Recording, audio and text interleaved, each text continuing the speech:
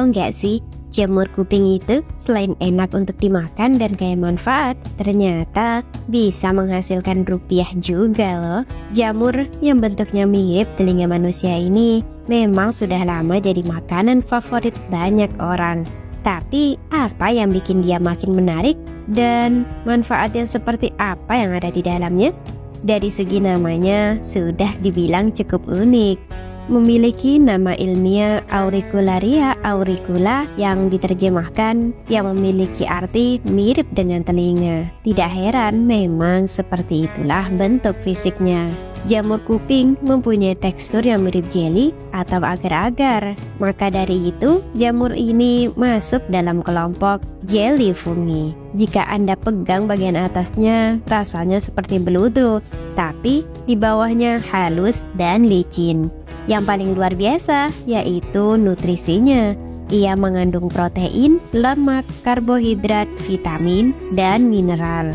Tidak heran jika Cina menjadi produsen jamur kuping terbesar di dunia.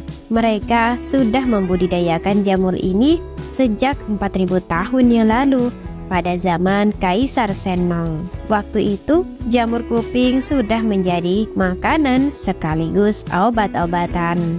Kini budidaya jamur kuping sedang naik daun, tidak hanya di pasar lokal, tapi juga bisa diekspor ke luar negeri. Modalnya juga dibilang tidak terlalu besar, tapi untungnya bisa berlipat-lipat. Kira-kira gimana proses dan potensi pasarnya? Simak video kami hingga selesai. Pada 2016, dikutip dari swadaonline.com, produksi jamur di seluruh dunia mencapai kurang lebih 10 juta ton. Paling besar yaitu Cina dengan produksi sekitar 7 juta ton. Diikuti Italia, USA, Belanda, hingga Polandia. Nah, Indonesia sendiri juga ikutan, meskipun posisinya masih nomor 15 dengan produksi sekitar kurang lebih 40.000 ton. Tapi kita masih lebih unggul dibandingkan negara India, Korea Selatan, dan Vietnam. Dan pada tahun 2018, tingkat konsumsi jamur di Indonesia diperkirakan mencapai kurang lebih 47 juta ton. Sementara produksinya baru sekitar 37.000 ton. Nah, ini kesempatan bagus untuk kita tingkatkan produksi jamur di Indonesia. Tidak ketinggalan, Indonesia pun sudah mengekspor jamur. Rata-rata ekspor jamur Indonesia sekitar 5.300 ton dengan nilai transaksi mencapai 9 juta US dollar. Yang dipasarkan pun bukan hanya jamur segar, tapi juga produk olahan jamur seperti keripik atau saus jamur kuping. Produk olahan ini memiliki nilai tambah yang tinggi dan bisa menarik minat konsumen lebih banyak. Untuk di Indonesia sendiri, harga jamur kuping per kilogramnya di antara 100.000 hingga 120.000. Nah, menariknya, jamur kuping kering bisa bertahan hingga setahun dan harganya bisa laku lebih mahal lagi, bisa mencapai 55.000 per kilogram. Jadi, tertarik untuk membudidayakan jamur kuping? Berikut ini 7 langkah sukses budidaya jamur kuping versi Agrotech. Pertama, persiapkan media yang berkualitas. Buat media tanam jamur kuping menggunakan serbuk gergaji kayu, bekatul, kapur, dan air secukupnya.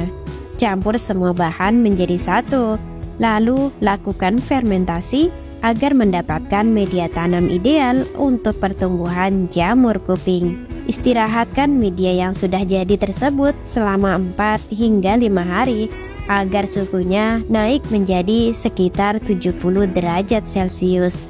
Jangan lupa untuk membolak-balik media itu setiap 2 kali sehari. Jika media tanamnya sudah berubah menjadi coklat tua atau hitam, berarti sudah siap untuk ditanami.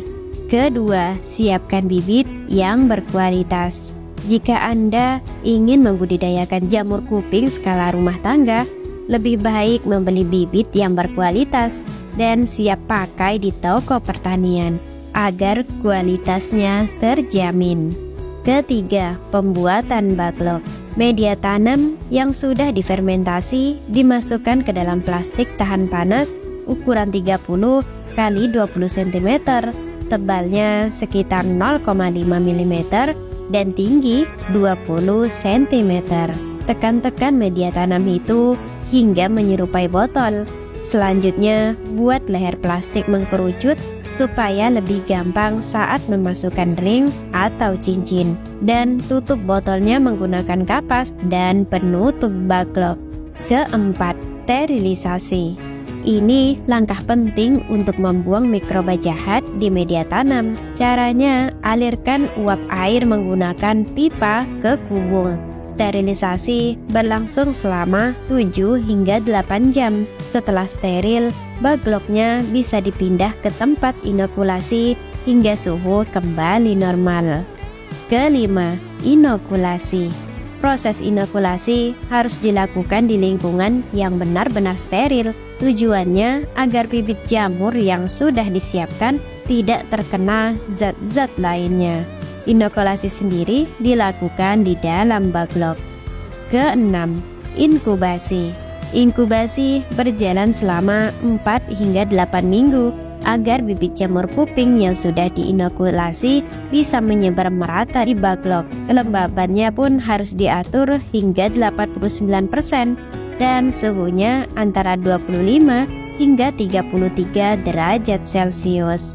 Ketujuh, proses panen. Jamur kuping bisa dipanen jika sudah berumur 3 hingga 4 minggu setelah proses pembentukan tubuh jamur. Dalam 5 hingga 6 bulan masa pemanenan, Anda bisa memanen jamur kuping sekitar 4 hingga 6 kali. Keren bukan? Itu tadi panduan cara budidaya jamur kuping. Semoga berhasil dalam bisnisnya. Terima kasih telah menonton, semoga video kami menginspirasi.